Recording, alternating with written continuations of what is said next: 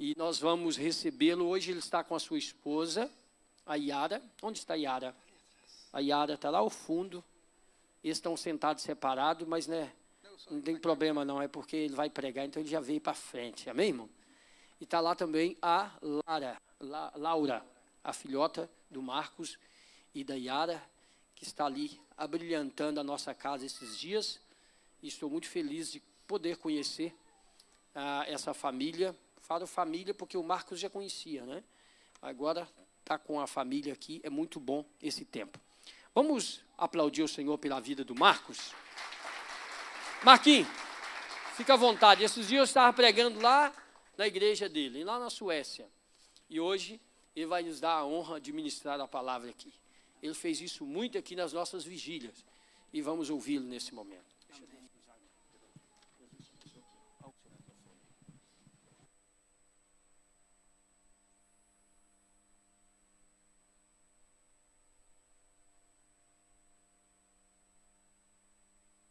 Que estava difícil até para subir aqui, irmão.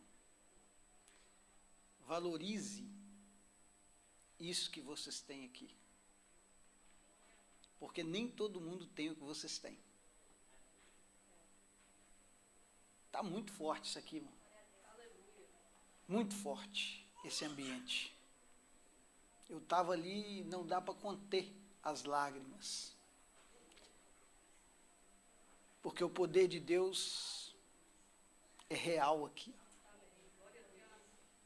Que louvor abençoado, que ambiente espiritual perfeito para quem o entende. Um dia Jacó disse assim: Deus estava nesse lugar e eu não sabia. O não saber, às vezes, nos faz deixar de aproveitar as oportunidades. Mas saiba que nessa manhã, Jesus está aqui. Aproveite esta oportunidade. Jesus está aqui, amém? Eu quero tributar a Deus toda a honra e glória pela vida do pastor Enéas, sua família, e todos os irmãos que nós conhecemos aqui em Cascais, os que não conheço, que já é de uma nova etapa de pessoas que vieram para cá, mas nessa igreja aqui eu tenho amigos e nós temos aqui uma história também. Passamos por aqui várias vezes, Tardes da Bênção, que foi aqui várias vezes. Nós tivemos o privilégio de participar com vocês aqui. E também vigílias, tivemos aqui várias vezes, né? Eu louvo a Deus pela vida de todos, em nome de Jesus. Mas nessa manhã, irmãos, eu não vou perder tempo, porque eu não vim falar de mim, porque eu vim falar de Jesus. Jesus é muito mais importante que eu, né? Não vamos perder tempo, vamos falar de Jesus, amém? Eu estava pensando nesses dias para trás, eu quero agradecer também aos irmãos lá da Suécia que está acompanhando aí pelo YouTube. Obrigado também, irmãos, por nos acompanhar, uma vez que nós não temos culto lá hoje, mas domingo que vem nós estamos lá, se Deus quiser. Amém? Eu estava pensando esses dias em algo muito interessante que tem acontecido na humanidade. Eu estou achando muito estranho esse negócio da máscara, porque lá na Suécia a gente nunca usou, não teve, é difícil usar esse negócio, mas eu não sei como é que vocês estão aguentando, que o olho coça, a gente fica suado, a gente fica no mal-estar com esse negócio, mas Deus tem misericórdia, já está acabando, né? Graças a Deus. Irmãos, agora imagine se o que na realidade essa máscara representa. Essa máscara, ela é nada mais, nada menos do que um ponto de interrogação. O mundo está perdido. Os governantes não sabem o que fazer. Uns dizem umas coisas, outros dizem outra. Prova é que na Suécia não tem. Portugal tem. Existem países que adotou, outros países não adotaram. Existe no mundo hoje uma falta de informação E mais ainda, a desinformação. Quando nós abrimos os jornais, vimos os jornais, pela internet, pelas redes sociais, nós encontramos conteúdos que acabam nos levando a ainda mais interrogações, porque não há certeza de nada. Não há uma regra certa, ou seja, uma informação correta para que nós nos guiemos por ela e vamos por ali, e ali vai dar certo. O mundo está perdido. Não há uma decisão, não há uma direção a tomar. Segundo o doutor Miles Moron, ele diz que no mundo existem 5 perguntas que definem a humanidade. E a maioria dos cidadãos que vivem no mundo não tem resposta para essas perguntas. E ele começa dizendo, olha, a primeira pergunta é, quem eu sou? A maioria das pessoas não sabem as suas origens. Então há uma interrogação dizendo quem eu sou. A segunda pergunta que ele diz que rege a humanidade é, de onde vim? Se você não sabe quem é, também dificilmente saberá de onde você veio. As pessoas não sabem as suas origens. É certo que existe na ciência muitos meios, muitos pontos que vão definir a origem do homem, mas é a verdade ou não é a verdade? Há sempre esse ponto de interrogação em nós. A terceira pergunta é, por que estou aqui? Se eu vim, se estou, por que estou? Existe algo que eu possa fazer? É a quarta pergunta. O que eu posso fazer? E a quinta e última pergunta. Para onde estou indo? Estas 5 perguntas definem toda a sua vida. Seja ela material, seja ela espiritual, seja ela financeira, seja o sucesso na família. Toda a sua vida está definida na base do conhecimento. O que eu faço? De onde vim? Para onde vou? O que eu posso fazer? E só sabe responder esta pergunta quem tem propósito. Estamos definidos em 2 classes de pessoas. Umas que têm propósito e as outras que não têm propósito. Quem não tem propósito dificilmente chegará a algum lugar. O propósito é a base inicial para qualquer projeto ser bem-sucedido. Ninguém inicia a fazer algo se você não começa no propósito. Pastor, o que o senhor quer dizer nessa manhã? É que se nós não tivermos propósito, sabe por que essa igreja está funcionando como está? Porque está baseada em propósitos. Sabe por que o louvor veio aqui? Louvor, hinos maravilhosos dentro do seu tempo. Deus falou, Deus fez, a glória de Deus se manifestou, porque a igreja está baseada em propósitos. O propósito vai definir o início, o meio e o mais importante, o fim de todas as coisas. Talvez você até nem comece muito bem, mas o importante é que você vai terminar bem. Aleluia! Bendito e exaltado é o nome do Senhor. Sabe qual é o maior problema da humanidade? Não é morrer. Eu sei que todo mundo tem medo da morte. A gente tem medo, gente. A gente não quer morrer. Nós passamos por fases muito dolorosas no mundo e perdemos muito ente querido. E se você perguntasse para alguém que morreu, se você tivesse essa oportunidade, você quer morrer? Ele diria, eu não quero. Se você perguntar para aqueles que adoeceram e tiveram quase à beira da morte, eles vão dizer, eu também não quero morrer. Porque a morte é um problema para nós. Mas na verdade, o problema maior do que a morte é uma vida sem propósito. Viver sem propósito é viver errante, sem saber para onde vai, sem saber em que porta bater, sem saber o que vai fazer amanhã. Isto é uma vida sem propósito. Mas eu quero dentro da palavra de Deus nessa manhã, e mediante a tantas más notícias que o mundo vem propagando, se você liga os canais da televisão, você vai encontrar má notícia. Se você vai para as redes sociais, más notícias. Se você conversa com alguém no caminho, na estrada, no trabalho, no ônibus, no autocarro, se você conversa com alguém, más notícia. Mas nesta manhã, dentro da igreja do Senhor Jesus Cristo, eu trago para você uma boa notícia, algo que vem não da terra, algo que não vem dos meios de comunicação terrena, mas algo que vem do céu para a sua vida, aleluia, e esta é a boa notícia. E que boa notícia é, pastor? O Evangelho. O Evangelho é a boa notícia. Você não precisa de nada mais na tua vida se você tiver o Evangelho de Jesus. Por quê? Porque o Evangelho de Jesus é aquilo que você precisa para viver bem, continuar vivendo bem e ir viver em um lugar, aleluia, onde Ele preparou para nós muito bem. Por quê? Porque o Evangelho nos direciona para isso.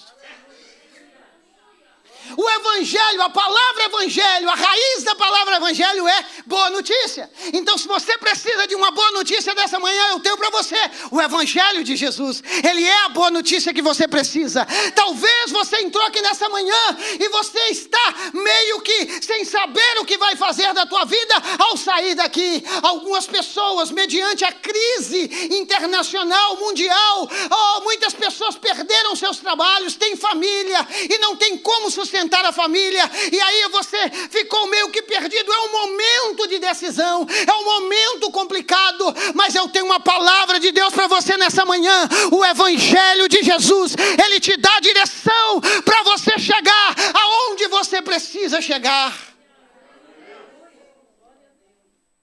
E o que é o Evangelho, pastor? Para que serve o Evangelho? A primeira coisa que eu tenho para você nessa manhã é que o Evangelho é o direito de salvação. Direito de salvação. A solução está onde? A solução está no Evangelho. O Evangelho é de quem? Jesus. Jesus definiu isso muito simples, gente.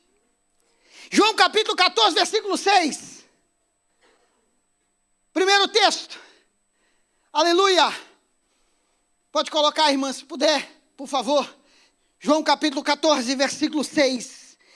E disse Jesus: eu sou o caminho, a verdade e a vida. Jesus definiu muito simplesmente o nosso propósito. Ele não diz: você não tem que ficar batendo em portas que você não conhece. Você foque em mim. Jesus resolveu o problema com uma frase muito simples. Ele disse: eu sou. Acabou, é eu. Ele disse: é comigo. Você não tem que procurar ninguém, o negócio é comigo. Eu sou o caminho, a verdade e a vida. Caminho diz o quê? Direção. A verdade que Jesus está dizendo aqui, irmão, não é a verdade relativa. A verdade do ponto de vista que você tem. Não, não, não. Jesus está dizendo: eu sou a verdade absoluta. Verdade que não aceita conselho. Verdade que não aceita arranjos. Verdade que não aceita ideias. Jesus disse: eu sou a verdade. Eu sou o caminho. Eu sou a verdade.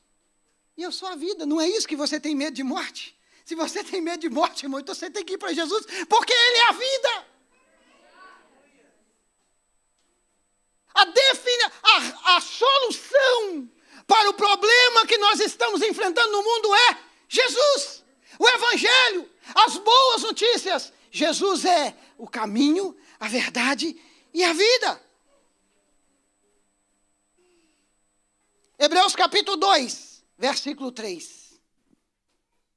Como escaparemos nós se não atentarmos para uma tão grande salvação? Que salvação é essa? Jesus. Como escaparemos nós se não atentarmos para uma tão grande salvação? Que salvação é essa? Jesus. Em João capítulo 3, versículo 16, ele: porque Deus amou o mundo de tal maneira que deu o seu Filho unigênito, para que todo aquele que nele crê não pereça, mas tenha a vida eterna.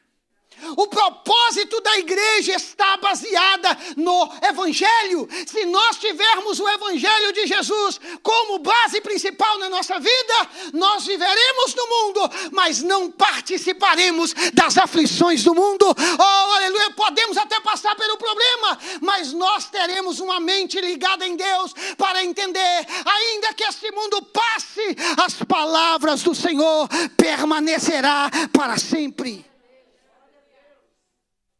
Primeira notícia, o Evangelho é salvação. Eu preciso ser salvo. O Evangelho me deu o direito de ser salvo, porque eu não podia ser salvo. Romanos capítulo 3, versículo 23, porque todos pecaram e destituídos estão da glória de Deus. Nós estávamos condenados a morar no inferno. Nós estávamos condenados a não ter a salvação. Porém, Jesus se manifestou para nos dar direito à vida. Romanos capítulo 1, versículo 16.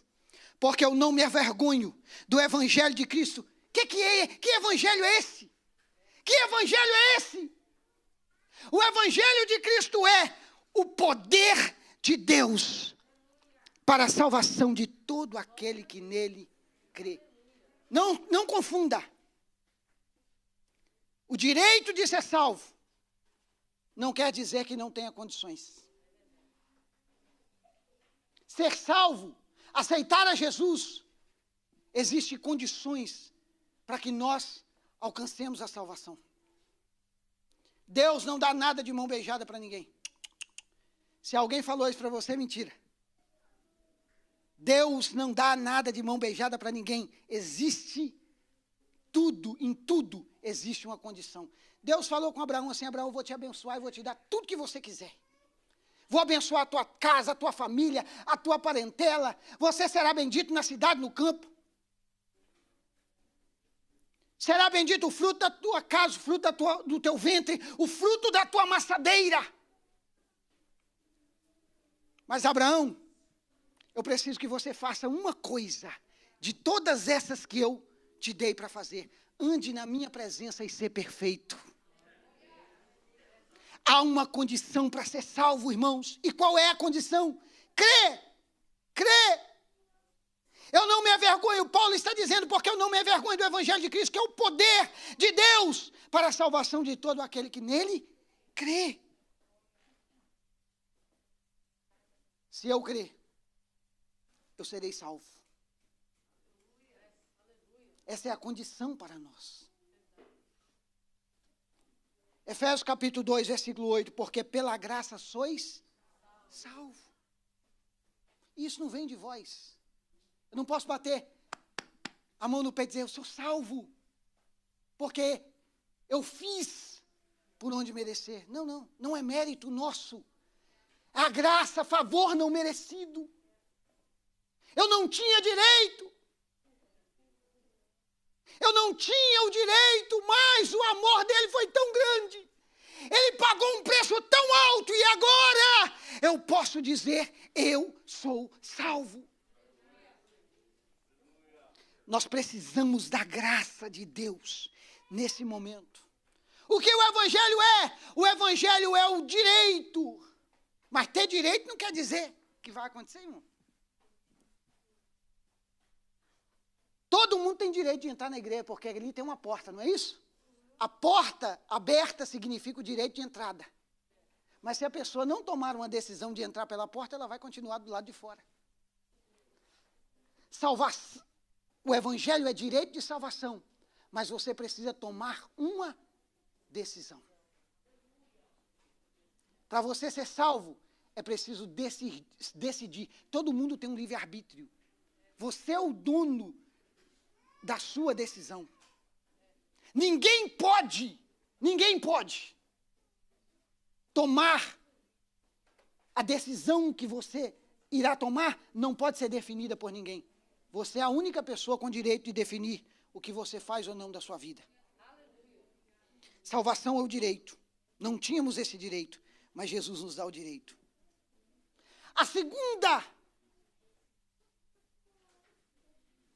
O segundo significado do Evangelho na nossa vida é que o Evangelho é transformação. Não adianta simplesmente eu fazer a primeira fase se eu não fizer a segunda.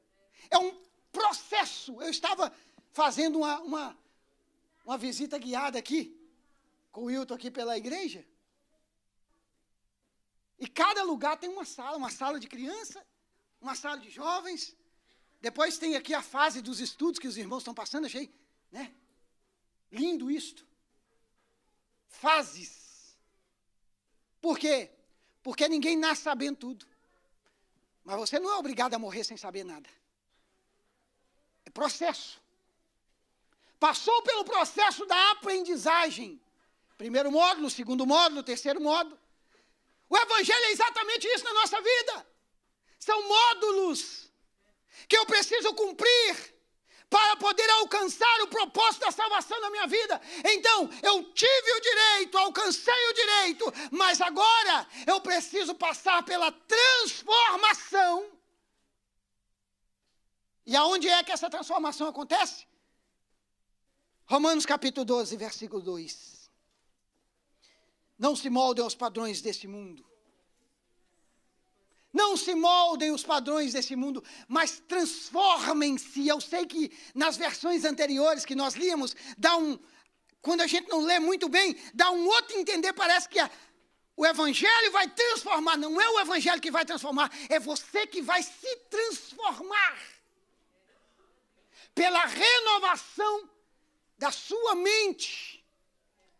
O que é que faz a nossa mente ser renovada? Conhecendo. É por isso, Jesus, conhecereis a verdade, e a verdade vos libertará. Sem conhecer a verdade, a nossa mente vai ficar cauterizada. Mas conhecendo a Deus e prosseguindo em conhecer a Deus, a minha mente vai estar aberta para alcançar. Gente, no Portugal está fazendo calor demais, desculpa, eu tenho que tirar isso aqui. Oh, Jesus. Suécia já está um frio de rachar as costas. Por isso que a garganta já não deu. Glória a Deus. Escuta. Moldem-se.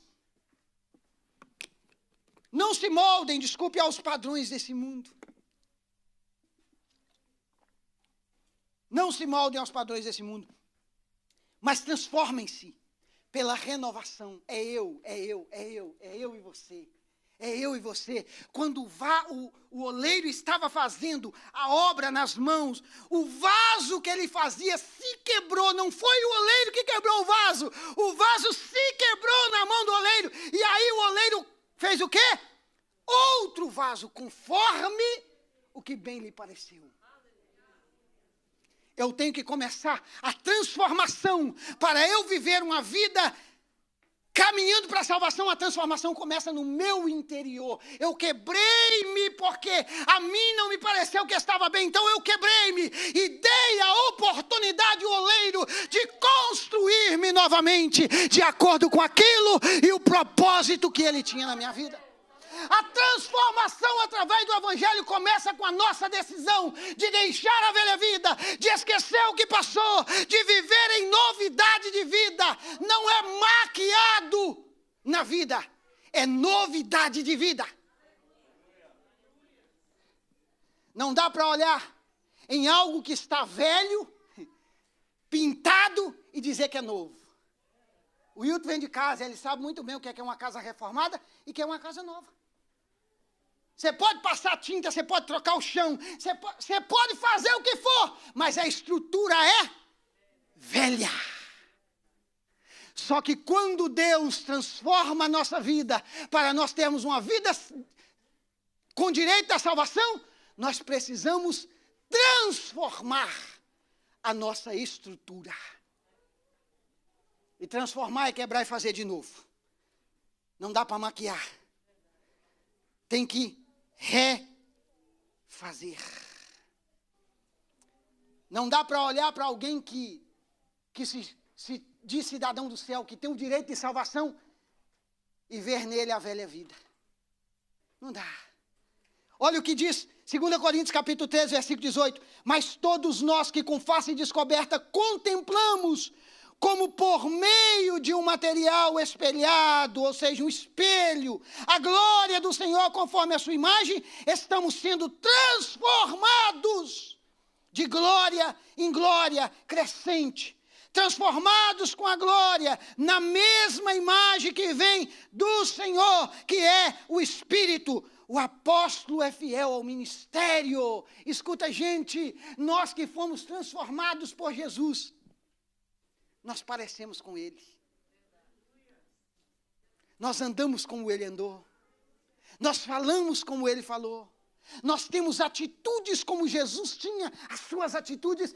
Esta é a verdadeira transformação. Aleluia. O Evangelho é direito de salvação, mas o Evangelho é transformação. Existem duas coisas para a salvação que é interessantíssimas: seguir a paz com todos e a santificação. Não dá para ser sem ser, não dá para parecer ser sem ser.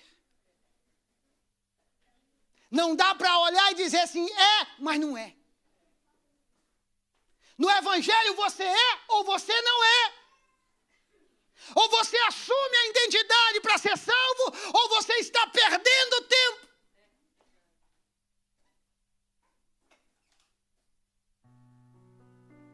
É como a semiótica. Aquilo que você vê define o que realmente é. Eu costumo dar o exemplo da placa de stop. Todo mundo que dirige, mesmo quem não dirige, sabe que a placa de stop é para você parar.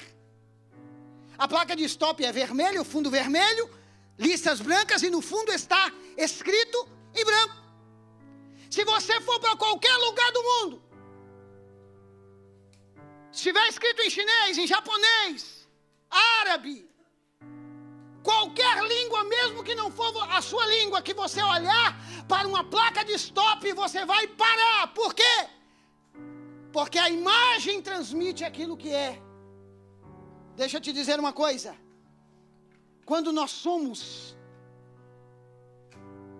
a imagem e semelhança de Cristo, não precisa de alguém nos conhecer, mas quando Ele nos olha, Ele diz, Eu posso até nem saber o seu nome, mas quando eu olho para você, algo é diferente, porque este é o poder transformador do Evangelho. Eu vou terminar.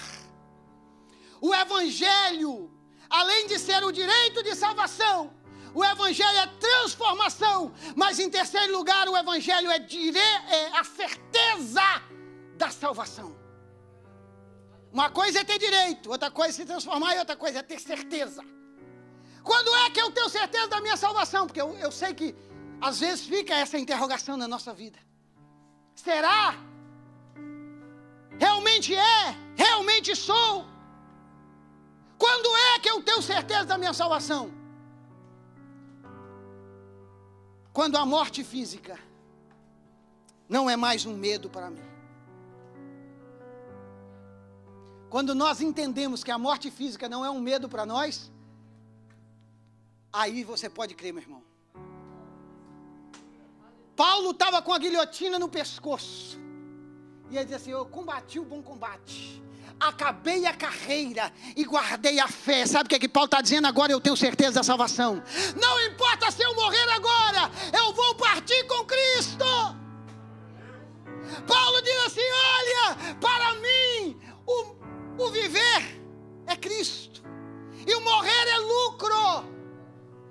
Ei, crente, vamos entender isso. A certeza da salvação é focalizar que o morrer é lucro para nós, porque ele disse que aquilo que o olho não viu, o ouvido não ouviu, não subiu preparou para quem Ele ama. Aleluia! Se você ama a Deus, Ele ama você também. Ele preparou algo muito especial para nós. Fica de pé, eu quero orar com você. A certeza da salvação é aquilo que nós precisamos nessa manhã. Eu sou salvo por Jesus.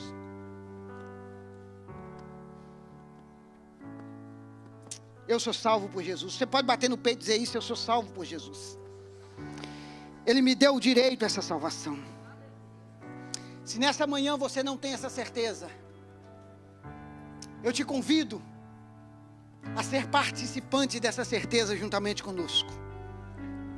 O que nós vivemos nesse mundo é lucro. O que nós vivemos nesse mundo é lucro. Lucro de uma vida com propósito. Saiba de onde você veio. Jesus. Saiba por que você está aqui. O Evangelho de Jesus. Saiba para onde você irá. Onde Jesus preparou que nós fôssemos. Pai, eu te louvo nessa manhã, Senhor, por a sua igreja. Obrigado, Deus, pela palavra do Senhor. Que nós possamos fazer como Davi, escondê-la no coração, para não pecar contra ti. Que nós possamos ser participantes desta verdade salvadora do Senhor na nossa vida.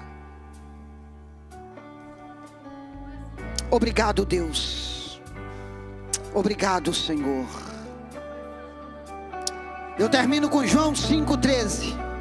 Essas coisas vos escrevi a fim de saber de que tendes a vida eterna, a vós outros que credes no nome do Filho de Deus.